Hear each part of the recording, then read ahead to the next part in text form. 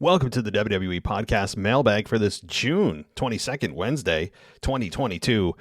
Got some emails, got some voicemails. This is about you guys. This is your show. I want to know what you're thinking with so much news going on with Vince and Sasha, the return of Brock Lesnar, Roman versus Brock, already set for SummerSlam. So interested to hear what all of you have to say. So let's get everything going right after this. You got to check out the Mentality Show. If you could be a fly on the wall and could hear how men think and really want to hear what goes on in the minds of everyday men, then you should check out The Mentality Show. Every Wednesday at 6 p.m. on YouTube and Facebook Live. Real men, real talk. The Mentality Show. You can find them anywhere you stream podcasts and YouTube, Facebook, and Instagram. Just look up The Mentality Show. This is WWE superstar Drew McIntyre, and you're listening to the WWE Podcast. The champ is the one that everybody wants, me. Becky Lynch is going to WrestleMania. Claymore! Austin 316 says I just whipped your ass. This is my honor. You're going to acknowledge me. Welcome to the WWE Podcast Mailbag. It is Wednesday, June 22nd, 2022. Let's dive in, everybody, to the mailbag and start with a shout out for our latest patron, newest patron, Isaac Baston. And he took advantage of our yearly discount. So I'd invite you to as well. If you pledge a yearly contribution, you get a discount. So check that out, guys. If you're a new patron or thinking about becoming a new patron, it's available to new patrons only for a yearly discount. Check it out over at patreon.com/WWE podcast because you get everything ad free. None of these ads will exist. The ones that you hear every 10 minutes do not exist. So certainly take a look at that, and I would appreciate it, or our website, wwepodcast.com. Okay. Well, speaking of patrons, dive into those patrons because we've got a very active mailbag today, and I'd imagine so, given everything that's happened over the last, week. It feels like there's been a year's worth of news in like 4 days. It's insane. So let's start with Josh. Let's see what he says here. And Josh writes in as a patron and says, "Hey, Matt, I 100% agree with Omos's finisher cleanup. When it was counted to 3, I out loud said, 'What the hell? I couldn't tell that was a finish.'" Yeah, look, I alluded to that a little bit last night. And Omos just has to clean it up. It's not a huge deal. It can be believed as a finish. Okay, it's not Big E's big ending. Okay, it looks like it could be a finish, and it should be a finish. But it just needs to be cleaned up, tightened up. That's all. That's all that the criticism I have to make it feel like it's, oh my God, he hit it, instead of just like, did he toss him or is that a finish? Like, as fans, we shouldn't be sitting there wondering if that was his finish or he just kind of tossed him by his neck, right? That's all. And so cool. All right. Vince coming out at this point has to be him. Just slinging wood, if you catch my drift. He's insufferable to me now. Yeah, look, Vince McMahon right now is, I think that it is majority self-serving, but I also believe that it is also the love of the company he's doing it out of, in part, not majority, but the minority of the reasoning he's doing this is because he's trying to create the illusion of stability, or the perception, maybe it's the same thing, of stability within management of WWE, because don't forget, they are a publicly traded organization. If you're publicly traded, you have to be concerned about the stockholders and shareholders that are pouring money into your company, that they don't get the perception that things are out of control, because that's not a stable place to put your money. So Vince coming out, I think, is trying to also, in part, small part, he's trying to create that perception of stability to everyone, including the fans and shareholders. But certainly it's more self-serving and pointless than anything else. Yeah, I would totally agree with that. I'm done with Vince right now. Unless Vince has got something to say, unless Vince is going to come out and talk about it, which he won't because that would be a dumb legal move, then I've got nothing to say to Vince. Like, I don't want to hear from him. If he's going to come out and just repeat like things we already know. For example, Raw, he comes out, or SmackDown, and he comes out and he's like, then now together's the most important, don't forget, and I'll see you later. And then on Raw, he's like, don't forget, guys, John Cena's coming back next week. It's like, yeah, Vince, like, we've known that for a month. Thanks, though. Thanks for coming. If he comes out and just says obvious crap just to continue to try to self-serve whatever ego he has, then yeah, I want nothing to do with this crap. And the crowd needs to start booing him. They won't because it's Vince, and they are there because they are a fan of the WWE product, but I hope the crowd at some point just like boo, like if they cheer him when he comes out, and then when he comes out and says nothing, they just boo him out of the building. That's what I want. As like a collective response to your nonsense. That's what I would love. Okay. The Elias Ezekiel stuff is real good in my opinion. They did a great job this week making it look real, and KO sells the hell out of it. Also, at this point, what's the payoff, you know? Well, first of all, I agree. Look, Ezekiel and Elias, they are doing more than I thought they could do with this silly story. And, you know, you do wonder how long it's going to go on, and I don't know what the payoff is. I really, really doubt WWE knows. They're just flying by the seat of their pants on this. Because I can't even imagine what the payoff is. Is the payoff that Kevin Owens proves that it's Elias and they're the one and the same? Is that what this is? I mean, I'd imagine that the payoff comes when Kevin Owens calls them both out and says, both of you need to come out here right now. Not one at a time, no excuses, both of you, right? Because that will be the ultimate test. And whenever that happens, I'd imagine that I don't know. It'll be proven, but the fans won't care, and Ezekiel will beat Kevin Owens, and Kevin Owens moves on to something else. That's all. All right. Yeah, it's fun though while it lasts. It's silly, but it is fun, and Kevin Owens is really, really making it. Okay, moving on. Let's see here. The Grim Reefer writes and says, "Hey, WWE podcast, Grim here. By the way, Grim, loved your earlier messages. I won't put them on the mailbag because they were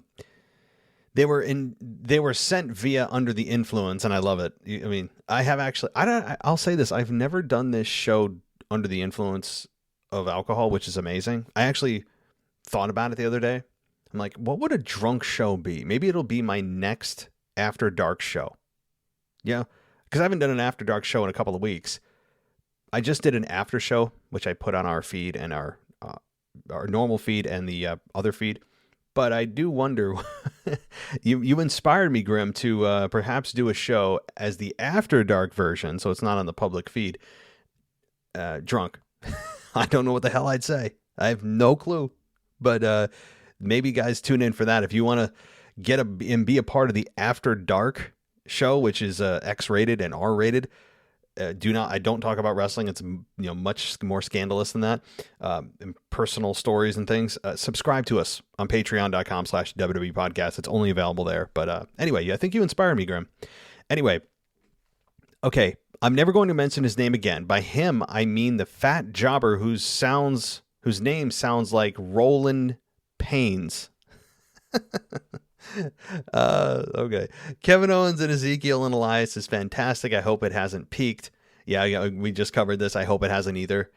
And I given WWE's record of starting things and having no clue where they're going, like the Retribution storyline, like Raw Underground, famously, that came about the same time that they were doing during the pandemic era. They have no clue. I really don't think they know. They're just kind of seeing where it leads. Is the injury to Ripley a work? It would make it a better match at SummerSlam. Screw Ronald. I think you mean Roman. Cheers for now, Grim. Well, yeah, look, Rhea Ripley's injury is not a work. From what I understand, it's actually major dental surgery. She got an injury to her teeth. I don't know how that happened. I haven't read too much into it, but from what I understand, it is a dental injury. And, honestly, if I was a wrestler That would be my biggest fear. Not even breaking a leg, an arm, of course being paralyzed, but beyond that, beyond it being actually killed or paralyzed for life in the ring, having my teeth knocked out would actually scare me more than anything. There's just, I know that from a medical perspective, it's actually the least risky and least pose the least risk on your actual life.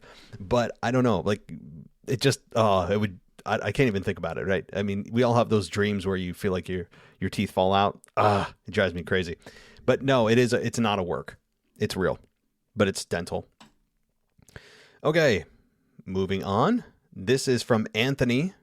Anthony V says, okay, I thought I'd wait to send my question until after Raw just to make sure this is legit. Roman versus Brock again.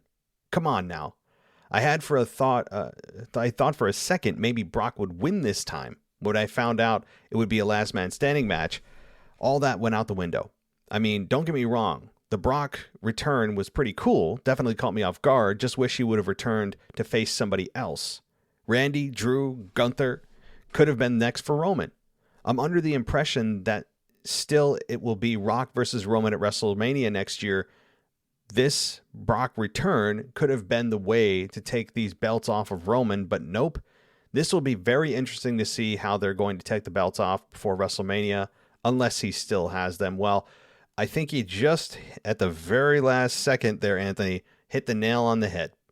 I've been advocating for, and it sounds like the majority of you guys, the listeners, also are advocating for no belts with Rock Roman.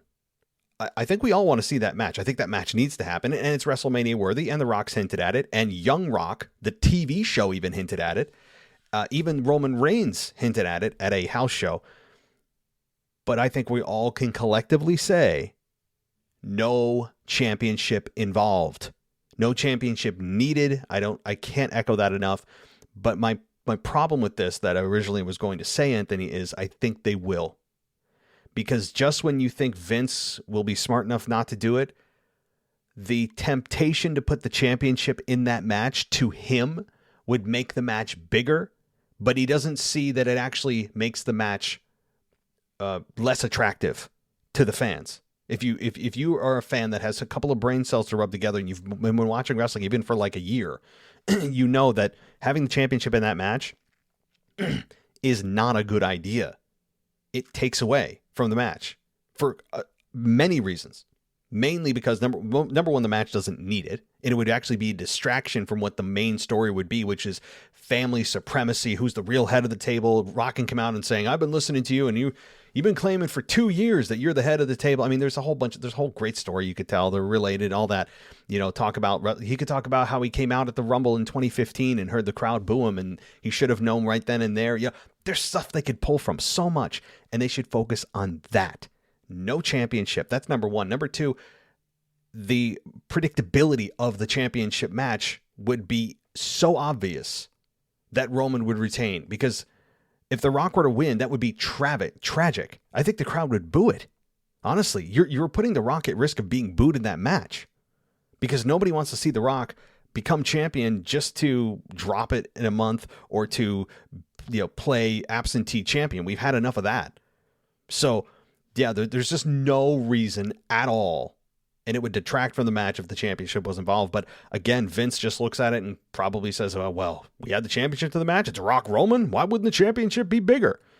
I just, can't you hear it? If Vince is still in charge, right? I mean, who the hell knows, pending this investigation, what comes of it, but assuming he's in charge. But, anyway. Alrighty, let's continue. We have Miller from the beautiful South Africa. I'm really keen to do a segment of the best and worst, like I mentioned last week. I would have loved to start this week, but busy going through a job change and city change. So, been a very stressful and busy week with a lot of interviews and house searching. I would love input from all the listeners for a segment of the best and worst to give my opinion, but also a majority opinion. So everybody, listen. You can give Miller your feedback, but Miller, how do you want it, right? Like, because you got to provide some kind of email or social media. You got to let us know. I mean, I guess they could tweet at me, or you guys can all send me emails at mailbag@wwepodcast.com. Yeah, but Miller, you got to provide a little some kind of way for them to contact you. But I'm with you. I would like to hear your best and worst of the week too. It's good stuff. It's something that we don't offer right now. I mean, I do a week in review, which I guess implies best and worst, but I don't do it. I don't say, oh, this was the best and worst thing of the week. I don't. And that's a good concept. So if you guys want to hear Miller do this, for now, send your feedback to me and to see what you would want to hear about the best and worst. What would you like to hear about it? In terms of, first of all, do you want it? And what would you like to see in the show? All right. As hectic as the week has been, not being able to watch wrestling or anything, thanks to all the mailbags as well as the host of this great podcast, drawing such a good picture and keeping me informed. Hope everyone has an awesome week. Further, cheers for now. Well, I'm glad we can keep you up to date on wrestling. I definitely, I'm glad that you tune in here to get some of your wrestling, your wrestling fix, even if you can't watch it, because going through a job change and a city change and looking for a house, I'm surprised you even had time to write this email. That's a lot. Okay. Anybody that's done this, which a lot of us have, going through both of them, a job change and city and looking for a house. Whew. Miller, man, that's dedication to write in this week, and I appreciate it. And don't worry about trying to start this episode if you want to start it like right away. Don't if you can't do it next week, the week after. We certainly have a lot of content on this channel, and don't kill yourself trying to get that in line. Get your life priorities first, right? Like your job, get your house, family. Don't worry about the podcast. Don't think I'm expecting you to have it next week. So take it as you will. Alrighty. So let's see who's next here, and let's find out together.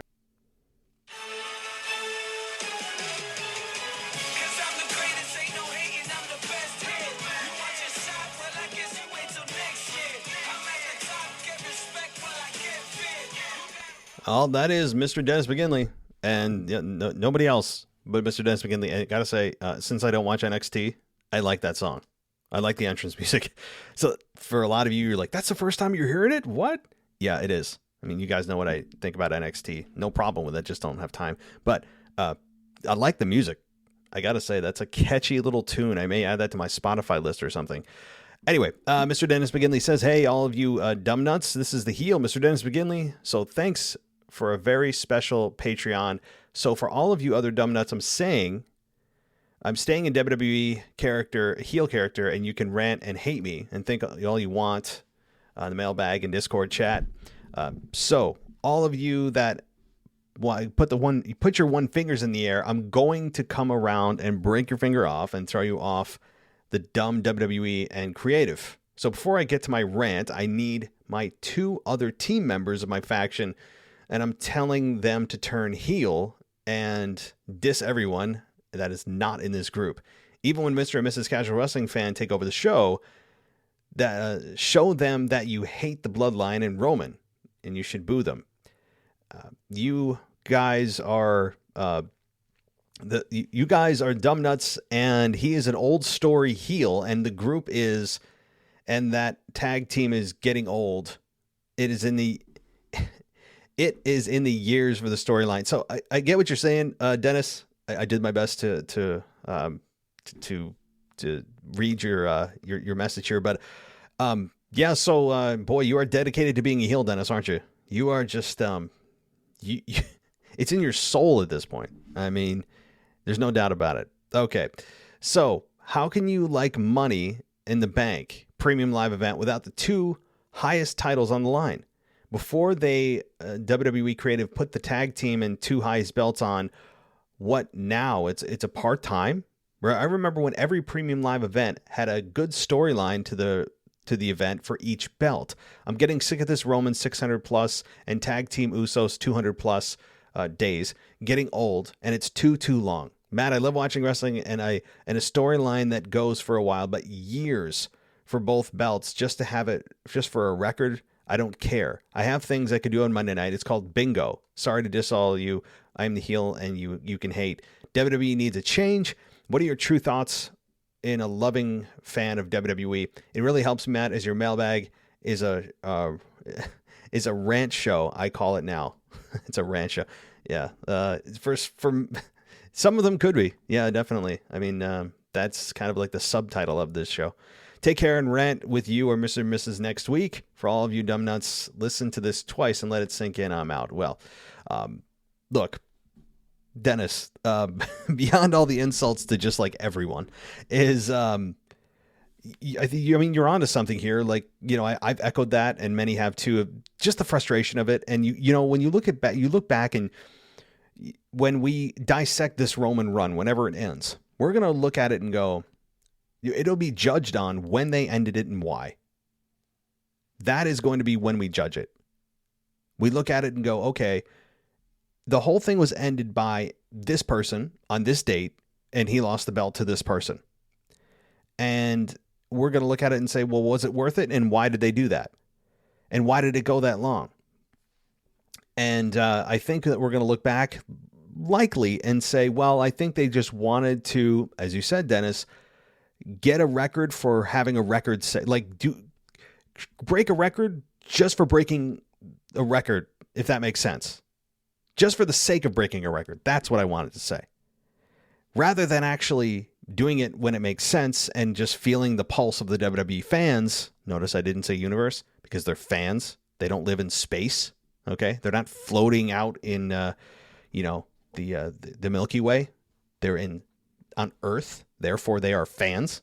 I still hate the universe term, but you'd imagine that they would, at least at some point, instead of just breaking a record for breaking record's sake, they would just say, you know what, this probably makes sense and just do it. But like I've said, I don't think not only is Vince going to look at the title and salivate and think it's going to add to the Roman Rock match, but I also believe that they're looking at 1,000 days. Imagine that, 1,000 days as champion. You can hear it. You can see it. It's coming. But all right, let's roll on here. I know that I think we have an email more or two. Let me look here. We've got a couple of emails, and this one is from Dennis.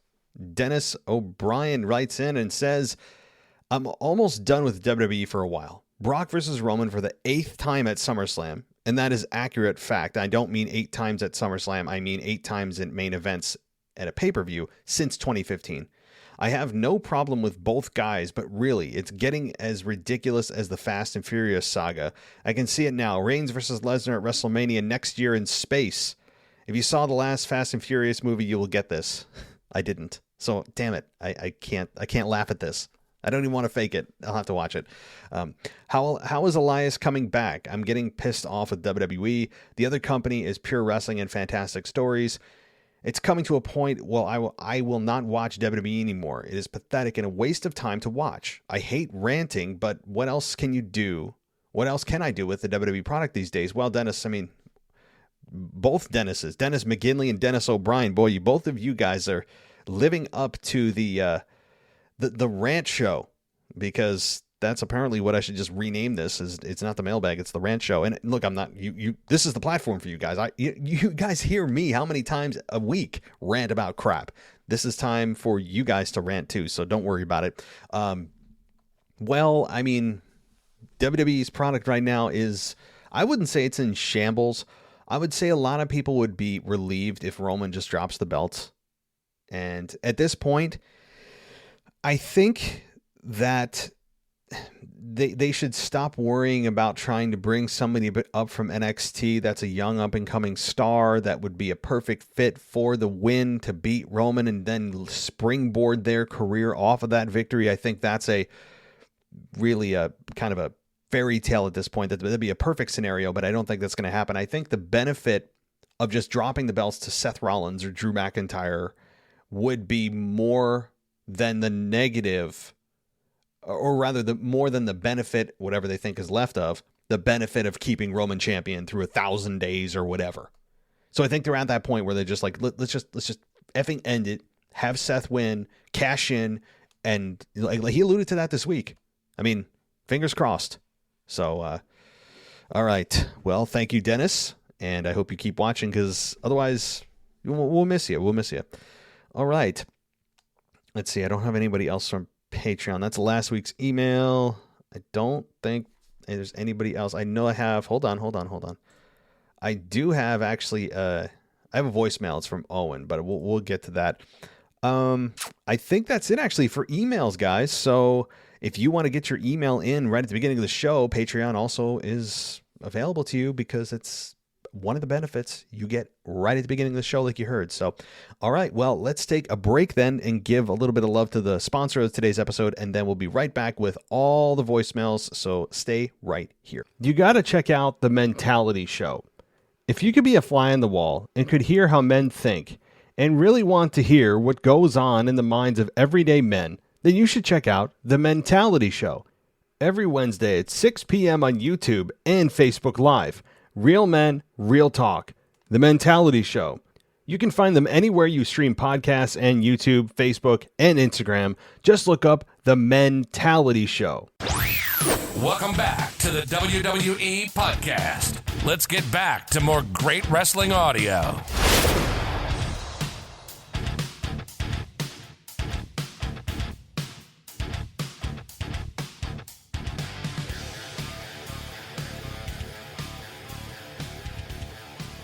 Hello, Zone from the UK. Obviously, interesting week of WWE this week. First of all, I'll give my thoughts on the Brock Lesnar return. Brock Lesnar returning, I think, is always a good thing. I think he's such a good character. I personally think he puts on great matches. Sometimes he has the potential to put on very good matches, but I know a lot of his matches people say are underwhelming, but maybe that's just because he has such high standards. But I'm looking forward to Brock Lesnar coming back, but not against Roman Reigns again. I don't know what part this is now, part 5, 6, 7. It's just, I don't understand it at all. I understand that maybe it's because Randy was injured and he won't be there for SummerSlam, but there's so many other people that could put on a match apart from Brock Lesnar. Like, get Brock Lesnar back and have him have a feud with somebody like Riddle. I think that would be a very good feud with a heel Brock back. Or you could have him have a feud with Omos and and MVP. I think that would be good as well. I've seen how Bobby Lashley's feud with Omos and MVP was pretty good. And I think Bobby Lashley and Brock Lesnar are very similar. So I think that would have been a good feud. Not this again. But anyway, I was going to ask if you and Anthony DeMarco could do a what if. What if Brock Lesnar... I can't remember if he had COVID or if he was injured, but I remember in Elimination Chamber it was meant to be Brock Lesnar versus Roman Reigns for the championship, and Roman Reigns wasn't there, which meant Brock Lesnar had to went into the Elimination Chamber, which meant he was the WWE champion. That's then eventually led to this double championship. So what if that match had happened and the WWE championship had never been part of this? Because I feel like that would have meant that the unified championships would have never happened. I couldn't see them having a match at WrestleMania, because that would have made no sense, because they've already had 2 matches and Roman would have won both of them. Or do you think Brock could have won there? I'm not sure, but I think that would be a good show, something to discuss, because of how many like consequences have come from it. And the last thing is, early Money in the Bank prediction after seeing this Brock Lesnar thing is I think that Drew McIntyre is going to win it, and then he's going to cash it in the SummerSlam, Brock versus Roman, and he's going to win it there by pinning... Can he pin Brock? Oh, it doesn't matter, but he's going to win it there, and that's why they're then going to have Clash of the Castle, because that's the only reason I can think that they've done this Brock versus Roman match is for someone to cash in Money in the Bank, and they've already said that there's going to be Drew McIntyre versus Roman Reigns at Clash in the Castle for the WWE Championship. But then they could easily make it the other way around, where Drew's the champion and Roman's got his rematch. So I think that could happen, because that's the only reason I can see Brock and Roman being a part of it. And you could have something like, I don't know, a way which Roman isn't directly involved in the outcome. Like, I don't know, he does this like Brock. I don't know, but I think that could happen. So yeah, anyway, peace. Oh, what's going on, buddy? So, okay, yeah, I mean, like, you enjoyed Brock's return. I think most people did, even based on the reaction. And in person and on social media, people seemed generally excited Brock was back until they realized, oh, it's Roman again. That's the whole problem. And, Brock does put on good matches, but they're not the matches that we've suddenly defined now as good matches. Like, the definition of what a good and great match is evolves over time. Like somebody that watched wrestling in the 80s would say Hogan and Warrior was a great matchup. Hogan, Andre. They didn't do any high spots whatsoever, right? Very slow, methodical, but people remember it as one of the greatest of all time. And over time, it evolves and evolves. And so today's definition is one that has crazy near falls, insane athleticism, pinfall, reversal, kick out, false finishes, just like fireworks type of matchup is today's definition of what a great match is. But that's why I think maybe some people crap on Brock Lesnar's style, is because it doesn't fit today's quote unquote definition, but it continues to evolve and it's very subjective. So, okay, well, yeah, that's a good what if.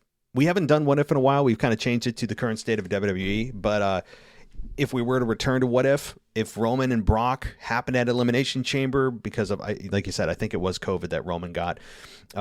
What if the WWE Championship wasn't involved? Well, I think they would have gotten there anyway.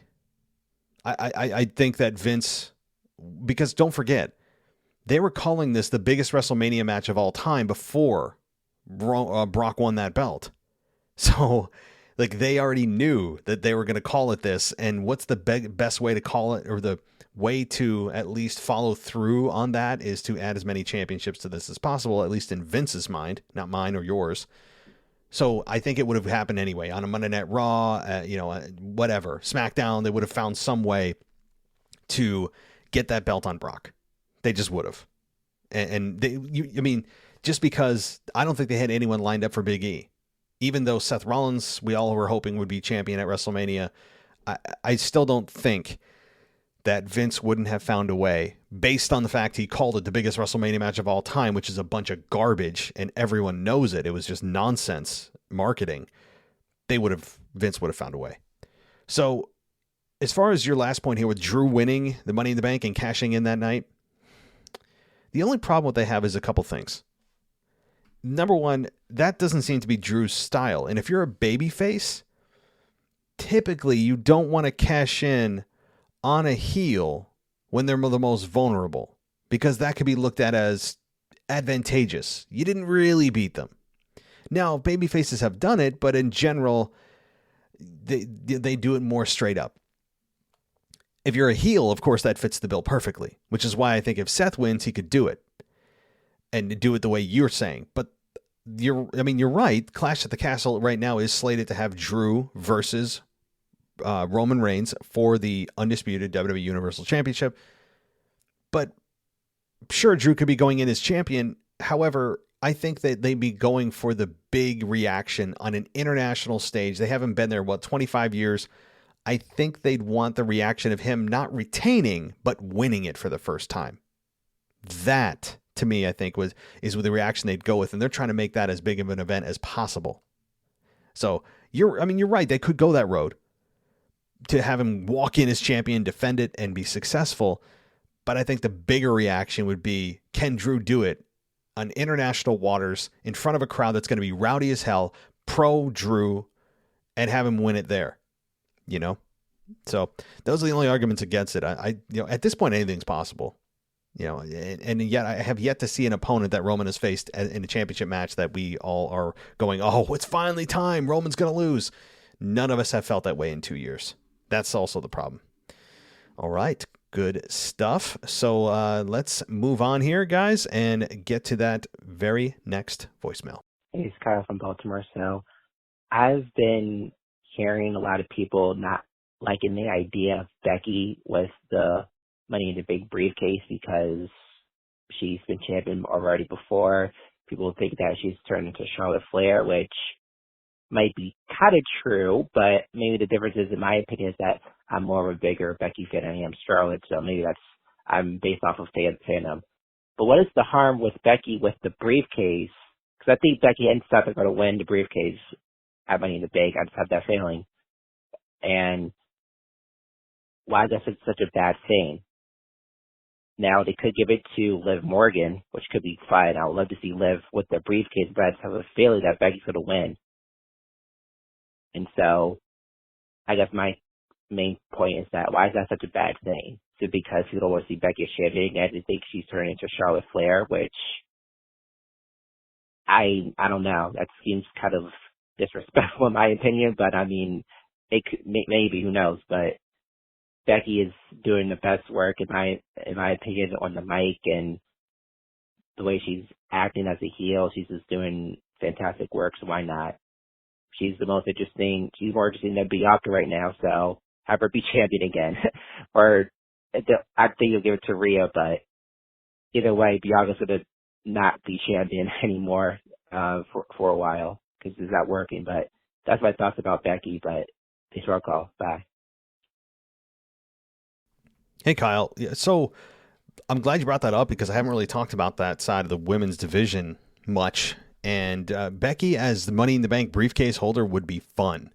I, like you, am having more fun with her character now on a losing streak than I did with her as champion because it got a little bit tired and old, and you're like, okay, change it up. And she cut her hair and she knows when to evolve. She's got a very keen sense for the business. She's one of the best promos. I think she doesn't get enough credit for how good she is on the mic. I think, people say, she's a good promo. Like, take a listen to her and put her up against anybody else. She normally knocks it out of the park. Like, Becky Lynch is a very good promo, and she's changing her look. Her music is still the same, which I think is one drawback if you're really trying to get her hated, because people love that song and it's hard to unwire your brain from hearing that and not cheering. So that's one thing they could change, and it's very simple to do. But you're right. Like, Becky Lynch is Money in the Bank briefcase holder. I think they might be setting up for that. I haven't given it too much thought, but Seth and Becky, I think they could open up Raw and have both of them standing backstage and the Money in the Bank briefcase in their hands, and they just pan to them and they both just laugh maniacally and just like walk away from each other or something. Like, both of them as a couple. They're the Money in the Bank briefcase couple or something. I mean, that's a bad name, but they come up with something. Not that they'd have a storyline together, but just a brief backstage. Hey, both of us have the briefcase. We're the most powerful. We're the it couple, or I don't know what, or whatever. But yeah, I think they could be setting Becky up because she's been on a big losing streak. She's going down a spiral. So imagine Becky, if she wins Money in the Bank, what her character is going to do. She's going to be going insane. It's a fun storyline, so I think you're right. Becky as Money in the Bank briefcase holder is a lot of fun, and there is no guarantee she's going to win the belt. What if she cashes in and loses? Right? We've seen that before. What would that do to her character to go from the highest of highs to the lowest of lows? A failed cash-in, like Baron Corbin the Thing. So, yeah, you're right. Good stuff, Kyle. Let's continue. Hello, everyone. This is Memphis Mark calling you from Mullet Manor. And this past week has been a pretty eventful week. And I know everyone else is going to have great points on the different matches and everything, so I'm not even going to go there. I'm going to try this a little different. All right, this past taping of WWE was in Nebraska, and Vince came out just to be arrogant and be Vince. Okay. All right, I've got that. But you either got to be disgusted if you've got daughters, like I'm sure his daughter was, and Linda McMahon. You could be pissed. If you own stock in this company, you have lost money because of this. And the other, I want to do this real quick. This is called being a mark. A mark is someone who buys into the emotional and characteristics of the storyline or characters. all wrestling fans are marks, some to different levels than others. Think about that. All the people that were hollering, screaming. I mean, I'm a fan of WWE. Right now I'm disgusted with Vince. Think about that. Are you a mark? Well, I guess we all are by that terminology, but to what level? Something to think about. Anyway, guys, rescue if you can, spay and neuter always, and as always, I'm out. Hey, Memphis Mark. You guys have heard him over the past few weeks covering for Mimi for the AEW review. Also had a brief show on the Vince McMahon thing. And hey, definitely check out Memphis Mark's AEW reviews, and he'll be covering one more time this week before Mimi returns next week with your AEW coverage. So, Memphis Mark, listen, Vince is a guy that is mysterious. Is he a guy that is guilty of what they're investigating? I mean, the evidence is probably yes. I think we all are just pointing automatically to he did it. This is true. He paid women off, and he was having sexual relations with a paralegal or whoever was there, or multiple women. And again, I'm sure if this is true, that there's other people and other scenarios in which we are not privy to, and it's in the dark, right? Like, if you see one, there's many more, right? Isn't that the rule?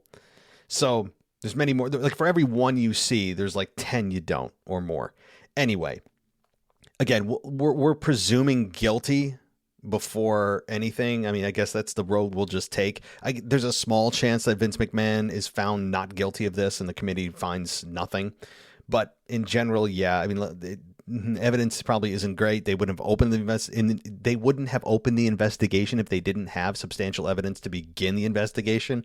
So, yeah, I mean, I think it's fair to say at this point, presumptively, that he is probably found guilty of this. And then the question is, does he step down permanently, step aside permanently, have a reduced role, leave the company completely? Like, we'll have that conversation when it comes to. But yeah, if you have daughters and all that, certainly it's not good stuff. Not good at all. But as far as your definition of a mark, I never heard that before. I've heard that term. I don't know where you pulled it. I think somebody said it, and I don't know if you said who did or where you found that definition. Everyone that watches or participates in pro wrestling is a mark. Now, again, like you said, there's different levels of the mark. You could be super invested in everything, extreme, love everything kind of fan or mark. Or you could be kind of the casual, one that pops in, pops out, WrestleMania only, SummerSlam maybe kind of fan, when it's socially acceptable for those people. But even if you're a wrestler, you're a mark. See, I mean, that definition is so wide. It casts a massively wide net. It captures everyone that watches or participates in the product. Wrestlers, production, creative, fans, we're all marks. Mark is a term that is not just your first name, but it also is a term I think that's been trying, the way that it's been used, the tone that it's been used over the last few decades. Whenever it's said, it's almost said in a negative, trying to say it in a negative way, like, oh, you're a mark for that. It's the context in which I've heard people say it. And when you just dig into it for 2 seconds, you're like, do you even know what you're saying? It just means you're a fan, right? And if you watch anything, you could say you're a mark for, I don't know, whatever the kids are watching these days. My wife actually just made me watch, although I didn't really put up a fight, Love is Blind and Love is Blind Season 2. Okay, so I became a fan of that. But you're a mark for anything that you watch and enjoy. That's it. It means you're a fan. You get emotionally invested, as your definition said. So, good stuff, Mark. Yes, spay and neuter, everybody. And we'll talk to you soon. Let's continue. Hey there, this is Melissa, and I am from a very tiny, small town in Mississippi that, trust me, you never heard of. Anyway, so I'm new to wrestling, and I gotta say, I'm a little ticked off. I'm watching the Liv and Alexa thing, and they're rolling around on the mat, and they wouldn't do guys like this. They're rolling. You get a pin for a second, and the guy counts off for one, and then they roll some more. And they can't. No. They would never do the guys that way. That's I take that as a personal offense. Nothing against the wrestlers. These ladies are awesome. It's just the way that they're handling it. And I also have another question. What in the world is a mullet manor? Could you explain that to me, please? Thank you. I was laughing during that question, Melissa. What is a mullet man? No one's questioned it, right? You are the first person. First of all, welcome aboard. As if you're boarding a ship. Well, first of all, when anyone you're new someplace and someone says welcome aboard, like when you're new at a job, and they always say welcome aboard like you're boarding a train or a ship. I hate that. So I just said something I hate. So I'll just say welcome to the show. So anyway, but you are the first person, Melissa, to question, what is a mullet manor? I'd imagine it's what Mark calls his place. I don't know if Mark actually has a mullet, but a manor, like MANOR, like a residence of sorts. So maybe he has a mullet and lives in his manor, his home. I guess that's the best way I can explain it. I honestly don't. Maybe I'm sure Mark could explain it. And Mark, why don't you put it out there? Let us know. What is mullet manor? How did you come up with that? So I love Melissa. You ask so sincerely, right? Like you asked just the perfect way. You're like, what in the world is somebody finally asked? Good stuff. But your comment about the women, Liv and Alexa, rolling around on Raw. I mean, I was not pleased with this either. I thought it was a complete detraction from the match. And even though the match got better as the match went on and things actually got more serious, this was just foolishness. It was childish. I mean, I've seen men do this in their match, so I know you're saying, well, they wouldn't do this to men. They have done it to the men, but in a way that's supposed to be kind of hilarious. Like they did it. I've seen it in multiple matches. I know you just started watching, but they've done it in years past with a character named Eugene, but that was more of a comedy character. I know they've done it in more recent matches. I can't put my finger on it, but they do it very sparingly for the men. And when they do it, it's meant to be funny. In this case, they did it in a way that's supposed to be serious, which made it worse. Like you said, the referee was going around counting and he was doing his, playing in the charade, doing his part of counting 1, 1, 1. And you're just like, dude, stop. I know he's doing his job. I understand that. But it added to pure stupidity of that spot. That went on way too long. If they did it for just like 5 seconds, I would have been like, all right. But they went on for like 30 seconds. It was awful. It was awful. It's like they did it in, rehearsal the day before. They're just like, yeah, that'd be cool. Let's see if we can get together and try this. And they did it, and it worked real well in their rehearsal, which I don't think they have really rehearsals for wrestling, but in their minds, or maybe they just talked about it and like, let's try it. And they tried it, and it didn't get any reaction. And the fans, I think, were on the cusp of booing it. It was just garbage. I mean, I'm not saying Liv or Alexa are garbage. I really enjoy their characters, especially Alexa, where she's possibly going. And I think Liv has much more to show. But I'm talking about the spot itself, was pure crap. I totally agree. It was nonsense. So, Melissa, we'll get you that definition of mullet manor and hang in there. So, all right, let's get to that next question. What's up, Wrestling Podcast? Rocky T, Silver Fox here from Houston, Texas. What's going on, Matt? It's been a couple weeks. I've been busy, life, So a couple of things here. Let's do a little rapid fire.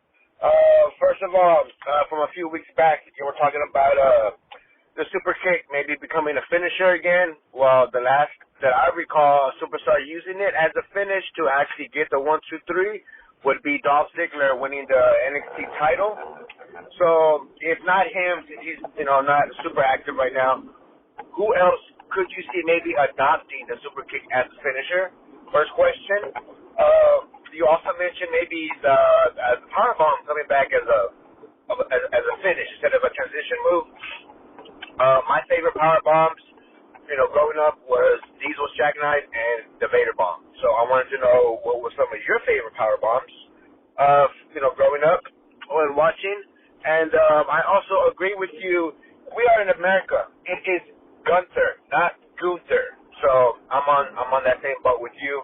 And a little thing on the Elias note, the beard fooled my son. It did not fool me. Excuse me. Easy enough for me to say. So I just wanted to make a notation. Have you seen the WWE roster page? There's a profile for Elias and a profile for Ezekiel. And also there's a WWE t-shirt that has a print of both of them on it, and its headline, it says, "I am not Elias." And I think that's going to about wrap it up for me this week. One more little thing on the Vince note, him coming out for the little, couple minutes at the end of the show. I think he's just trying to get the last couple of pops he can get with his entrance, knowing that he's going to be under investigation. He won't be on TV for the foreseeable future or maybe at all in the future. So I think he's just coming out to get those last couple pops from the fans, get a quick reaction, and of course show face, So anyways, that's all for me today. And one more thing for our wrestling collection, we now welcome Mr. Brody Lee, AEW Wrestling Line with the TNT title. We're keeping him in the box, and he's going right up on the show. All right, everybody have a good week. Rocky T, good to hear from you, buddy. And so who do I think could adopt the super kick as the finish? I think Ricochet. Ricochet could stop trying to put his life and well-being on the line every single time he has a matchup and, use that. Now, he does have a similar style to Dolph, but, he could certainly do it. Hell, Big E. Why? I would take Big E. That'd be my number one candidate. Anything would be better. An eye poke, the finger poke of doom would be a better finish than the big ending. So let me put Big E at the front of that line. Okay, powerbomb's coming back as a finish. Love it, love it, love it, love it. I think Ken Shamrock, if I'm not mistaken, had a powerbomb. That might have been a belly-to-belly suplex. I could have sworn he had a powerbomb finish. Of course, Diesel, right? Like Diesel had his jackknife powerbomb, one of the more famous ones. So to me, I want to say Ken Shamrock, for some reason, had a really nice powerbomb. That I do remember. And so I want the powerbomb to be looked at and viewed as an actual finish. And thanks to Gunther, I almost slipped.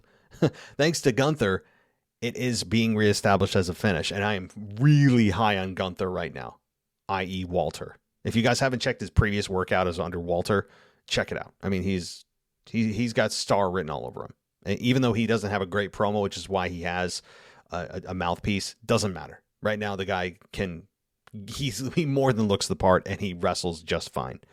Did I see the roster page for Elias and Ezekiel? I did not. So WWE's really committing here, and I like it. It fooled your son. It did make me do a double take too. I'm like, did we all just get duped? Is this one of the biggest swerves in wrestling history? Like they're actually two different people? If just for a moment, and I looked, I'm like, good try, but no. Like it did. You looked at it and you're like, okay, the top of the head is perfect. The hair was perfect. The beard, they did as good as they could, and I give them credit, right? So it fooled the younger audience as it was designed, and the adults are going, let me look a little closer. Nope, but good try. So good stuff, though. Good stuff. Thank you, Rocky T. I hope to hear from you soon. And life's crazy, isn't it? Keeps us all very preoccupied and sometimes strays us away from what we should be focusing on too. So, all right, well, just like this show. I mean, this show should be everyone's priority. I mean, I don't know if you guys knew that, but this show comes before family, friends, and work. I mean, like, this show comes before everything. I hope everyone understands that. So, okay, let me get to the final voicemail here and see who it is. I believe it's our closer. Let's see. Hey, man, this is Justin from Maryland. Just wanted to give my thoughts on a couple of topics. So first, I can honestly say that I had a feeling that someone was going to come out after Roman gave the promo because it was like 5 minutes left. But I didn't expect it to be Brock. So here we go, Brock, Roman again, last man standing match. I hopefully expect Seth Rollins to cash in somehow and get the WWE title off Roman. But I'm not really excited for the Brock match because we've seen Roman and Brock. And I felt like if they could have found somebody else, maybe, Lashley to fight him at SummerSlam. So I wasn't really thrilled about that. So we'll see. Next, John Cena returning. Definitely excited. I had an idea. I know people keep talking about him in theory, but maybe Finn Balor, because remember that whole storyline with Cena took Finn Balor's title shot, and Finn Balor said he didn't forget. So maybe Finn Balor attacks Cena and, we get that match. Or we can get a tag match. Maybe Edge returns and save Cena after, getting attacked, and then we get Cena and Edge against Judgment Day. So, I think that's it. I'm not sure who the favorite is for the Women's Money in the Bank because we don't know who's in it. But we're not in it, but we don't know all the competitors. But I want to see maybe Alexa Bliss because I don't know if Becky's going to somehow get into the match. They might have, a last chance match. But I was hoping that Becky would have got in there. But we'll see. It'll definitely be a good match. So, yeah, that's it, man. I think my time's almost up. So, talk to you next week. You've done it again, Justin. You outsmart me, and you make us look foolish in a good way. Okay, no, because for real, you bring up some good stuff that I did not think about, and I forgot, and I fit Vince McMahon's mold of a wrestling fan of forgetting everything, and that is namely the Finn Balor comment about John Cena taking his opportunity at last year's SummerSlam. You're exactly right. Now, the question is, does WWE remember that? There are concerns that they don't. Hopefully Finn Balor does, because he did say he has unfinished business with Cena that he'll deal with. And well, John Cena's coming back Monday. You're now a heel, Finn. Go for it. So I love that. I also, like you said, Edge and Cena versus the Judgment Day 3-on-2 handicap match. Good stuff. Now, there's also some speculation, if you did that, I'm sure, of Edge turning on Cena.